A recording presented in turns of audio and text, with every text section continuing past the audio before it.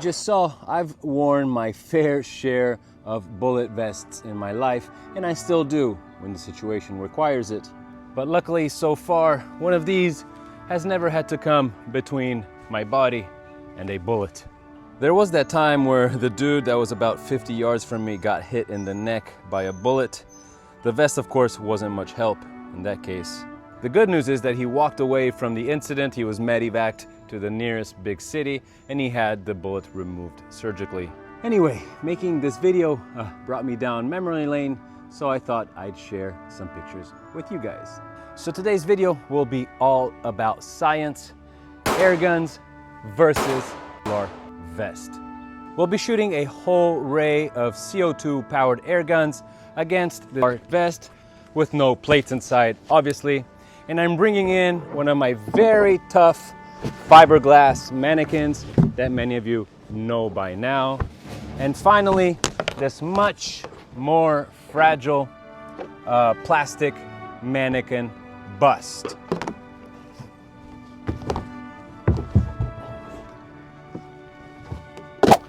And voila, let's go check him out closer. So here we have it. This is our vest. Maybe some information here. It is one of the cheap ones that you find on Amazon. Again, made of nylon. And this right here, the plastic bust, will actually be our damage meter. As we will see, we'll be shooting both pointy and round projectiles at it. And so we'll see if the impact will break the plastic underneath. So we'll be able to gauge the energy that way. As you know, the fiberglass does not really get impacted by air guns or the CO2 powered air guns, while this plastic indeed does. And now to the CO2 air guns that we will be shooting today, starting with these two classic pellet revolvers, the Crosman SNR 357 and the Crosman Vigilante. We'll then pass on to the Crosman 1077 pellet rifle, and we'll move up to higher calibers with the HDR 50 and the LTL Alpha 1.50. And finally, we'll top it off with the HDR 68 and the HDS 68 shotgun. We'll be shooting these fast flight pellets, the H&N Hornets and the Crosman Piranha pellets. Moving up to the 50 caliber, we'll shoot the famous Devastator, followed by Kododo's killer arrows, which you must muzzle load using the special magazine provided by Kododo. Staying with the 50 caliber, we'll shoot these powerful 50 caliber aluminum balls with our LTL Alpha 1.50. And staying with Home Defense 24's ammo, we'll be shooting these killer spikes from our HDR 68 16 joules. And finally, from our HDS 68 16 joules, we'll shoot these crazy pointy slugs made by a brand named Wolf. All right, so today we'll keep the distances relatively short. We'll be shooting from 6 meters, which is 19 feet. And as you see, I have several of these plastic busts, which will change every time one gets too damaged. All right, folks, let's start shooting. We'll start with the pellets, and we'll begin with this beautiful Crosman SNR 357 pellet revolver. I've loaded some H&N Hornets in it, and this will be our first.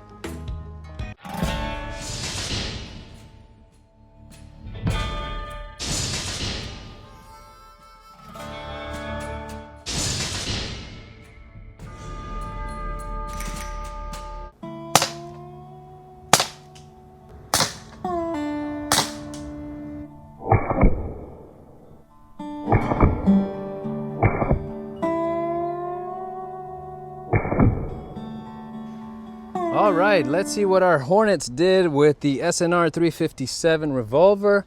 I only see one hole here. Maybe the other ones went through the Velcro, but let's see what they did to the plastic. Oh, look at that. Well, one or more definitely penetrated. So they went through the Kevlar vest and into the plastic. let's move on to the Vigilante. And now to our Crosman Vigilante revolver, loaded with fast flight pellets.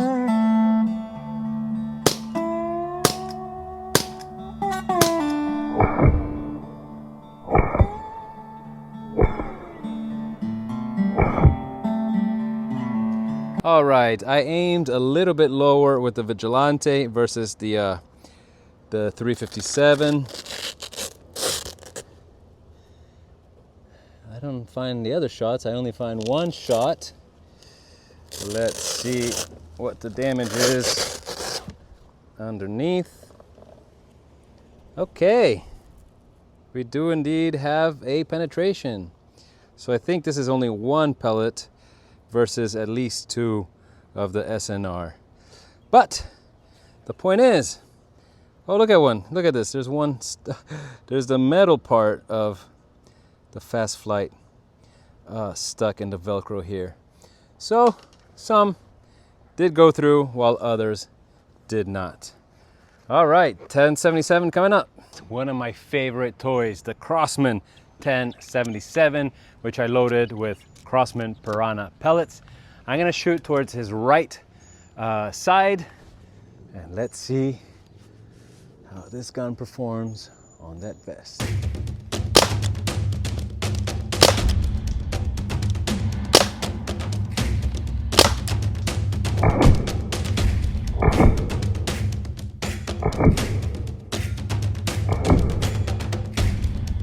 All right, folks, I feel like we got this one pretty good with the 1077. Look at that.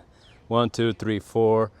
All four seem to have gone through the vest and indeed through the plastic.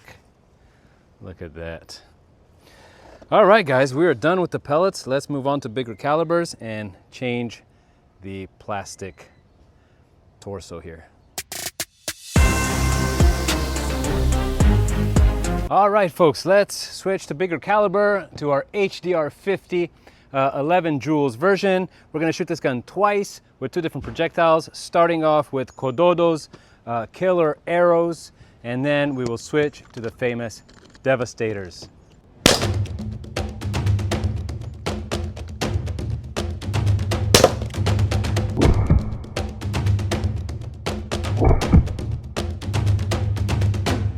All right, what do we have here? We have a miss, which got nice and stuck into the plastic and into the fiberglass. So I shot two more, which this one seems to have penetrated the vest, but I don't think it touched the plastic. Well, this one as well. I guess we'll just have to open it to see what the deal is.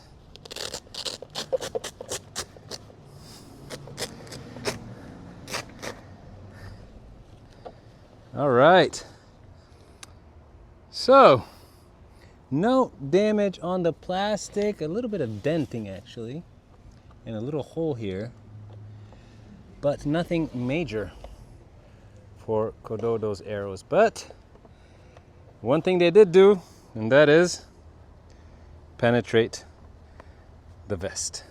It is now the turn of the Devastators. I'm gonna aim right in the center of the chest.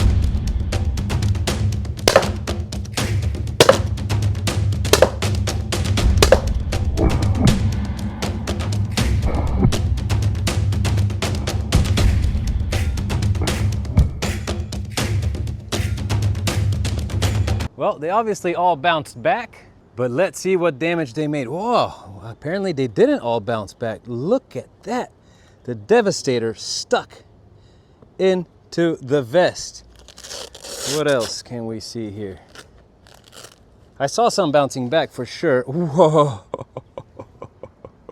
All right, that is the Devastator's damage through the Kevlar vest. Now to our LTL Alpha 1.50. We loaded this with Home Defense's 24 aluminum 50 caliber balls, which are very, very strong indeed. I'm going to aim a bit lower towards the stomach area, and let's see what happens.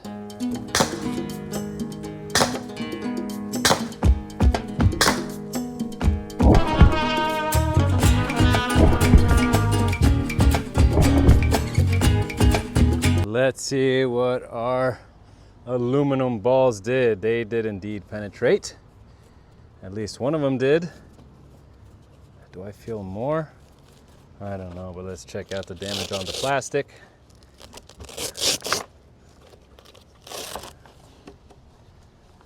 Well, I thought I was going to aim a bit lower, but we got pretty close to the Devastator's damage, but indeed we did make some damage here. This is consistent with the ball was stuck. Definitely looks like the Devastators made more damage. But again, the point is that they did indeed perforate or penetrate the vest. All right, folks, so for the 68 caliber, our last two guns, I changed the plastic bus and I turned the vest around so we have a whole fresh surface. Let's move on to our HDR 68. This is a 16 joules version, and we have 4 killer spikes by Home Defense 24 in here. Let's see how they do.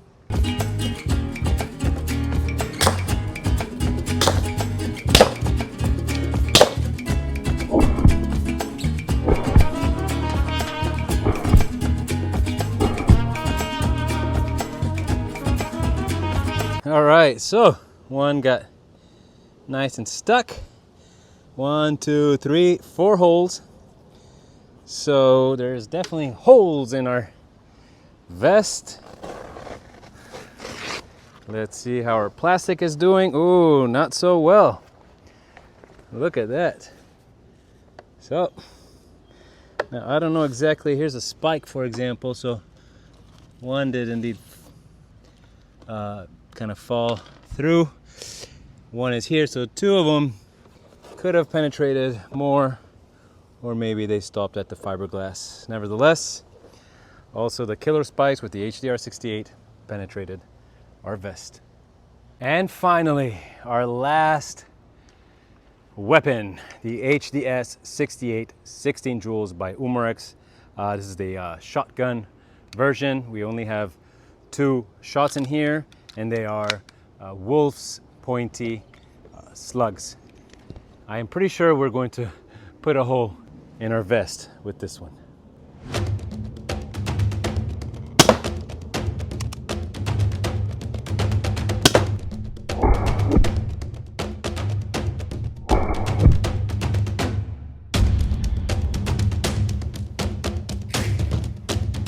All right, I see a hole here and a hole here, so as suspected, the wolves did indeed penetrate. Let's see what kind of damage they made on our plastic bust.